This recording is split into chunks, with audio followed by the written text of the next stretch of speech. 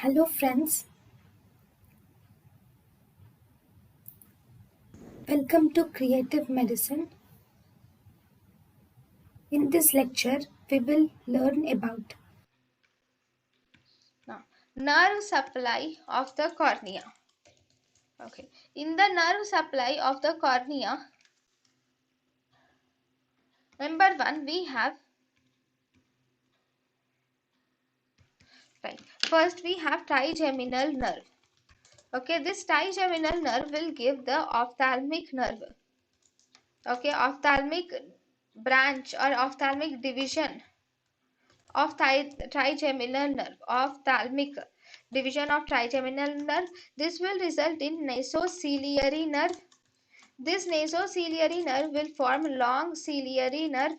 Okay, this long ciliary nerve will form pericorneal plexus.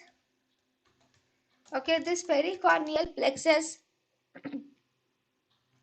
actually it will, a group of pericorneal plexus will form stromal plexus, and these stromal plexus will form subepithelial plexus, and these subepithelial plexus will actually supply the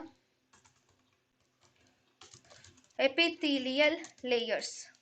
So if you see, first we have trigeminal nerve. From the trigeminal nerve we have ophthalmic division of trigeminal nerve. From there we have nasociliary nerve, then long ciliary process. This long ciliary process is also gives a conjunctival nerve, that is, it gives the nerves to the conjunctiva, and then there is a pericorneal plexus which combines to form the stromal plexus. Between pericorneal plexus and stromal plexus, actually around 70 to 80 nerves will innervate between the pericorneal and the stromal plexus.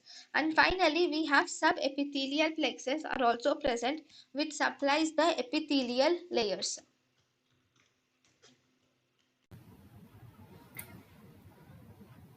thank you and thank you for watching.